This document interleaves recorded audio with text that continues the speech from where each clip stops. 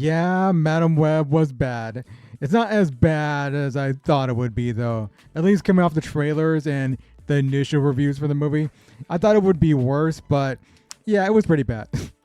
It was pretty bad. It's just that early on in the movie, I was intrigued.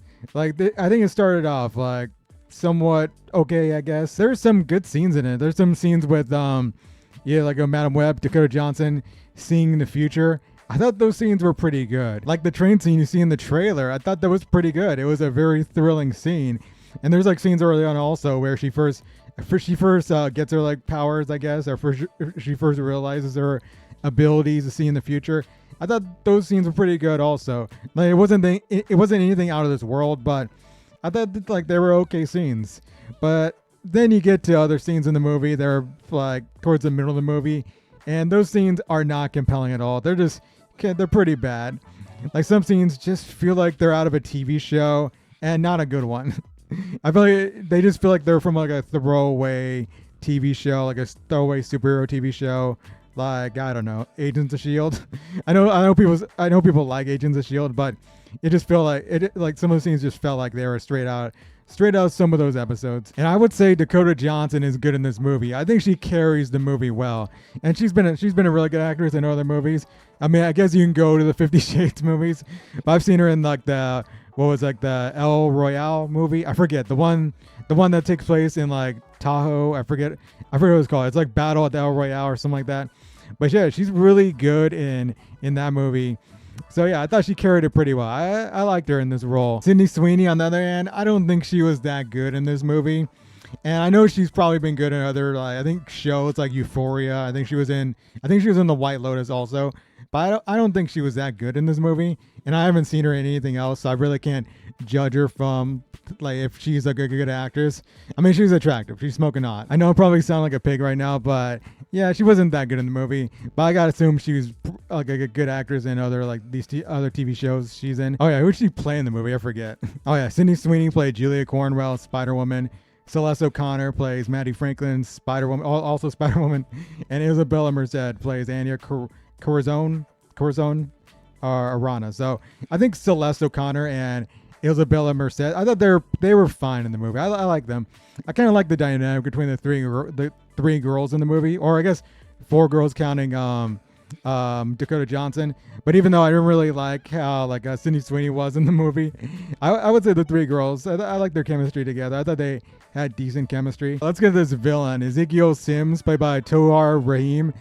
He was one note as fuck in this movie. Like he was not a good villain in this movie. And I'm not blaming the actor for this because I think he's doing what I guess he was told to, or as he was directed to do, or directed to act in this movie. So I don't want to blame him, but the character itself just doesn't work. I don't know much about this character, but I know that, however, people say that he does not wear a spider suit at all in the comics, but they have him wearing this spider suit in the movie, and it kind of goes in and out. It's kind of weird. Like it just like one moment he's not wearing the suit, and then one moment he is, and they kind of go over maybe they kind of explain it a little bit, but it just seems kind of weird to me.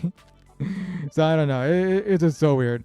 I think him just having the suit is to just get you to know that this is a Spider-Man world, a Spider-Man universe movie here. But yeah, the character just wasn't a good villain.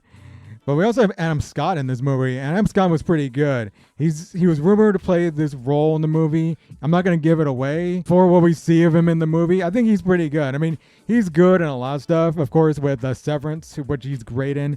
So yeah, Adam Scott's pretty good. And I didn't even know Emma Roberts and Mike Epps were going to be in this movie also. Like they had smaller roles in the movie also, but I thought they were all right. They're all right. I can't really speak on them, but they're just all right. And man, there's one moment in the climax that is so dumb. I mean, it's escalating so much, but there's a one moment where, man, if I explain it, it's just gonna be so dumb. So yeah, I don't know. The ending of this movie, I think, is not really that good. Like the full third act is just like it does not work well. So yeah, and that moment happened, I was like, what? How? What? How? I mean, even with Dakota Johnson or like Madam Web's abilities, it just doesn't really make sense. But yeah, whatever. And also midway through the movie, Dakota Johnson, like Madam Web, or she's not really called Madam Web at this point, but she does something that's pretty stupid. It's like pretty stupid. That's kind of not caring about these girls. And at this point, she's doing anything she can to like protect these girls. And what she does in midway through this movie just doesn't really make sense.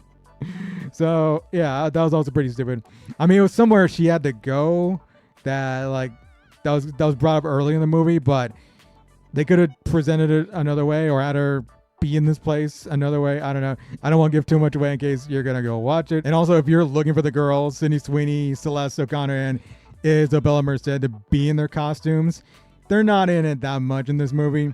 Like I know they've been promoting it, showing in the trailers of them in their spider suits, and even Sydney Sweeney has a little promo of her wanting to hang down like the character she plays in the comics, but you don't see it that much in the movie. So if you're going to see these girls in their spider suits and climbing on walls and all that, yeah, you're going to be heavily disappointed because yeah, you do not see it that much in this movie.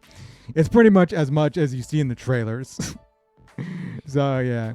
And what's also disappointing about this movie is that it could have worked. I think it could have worked as a really good thriller, even with these girls not having their powers or being in their spider suits, because there were thrilling scenes. It's just the rest of the movie didn't really work, and those scenes just fell so flat in this movie. And I would say it's better. It's better than Morbius, at least. I know that's not saying much, but it's at least better than Morbius because I watched Morbius a couple of days ago, and yeah, it's better than that for sure. I think it had more promise. I would say with the scenes in here, I had more promise than Morbius. So yeah, but it's just disappointing. It's just disappointing because it could have been something really good, but it just didn't work out. So overall, I would give it a 5 out of 10. It's not as bad as I thought it would be, but yeah, it's pretty bad. So yeah, and we're probably not gonna see anything from these characters again with the Sony Spider-Verse, but who knows? I don't know. This movie might make money because of Sydney Sweeney, and we'll see. So yeah, we'll see what happens.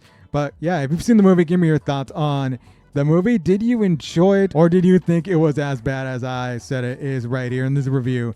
Tell me down below. And until next time, I'll see y'all later. Rebel out.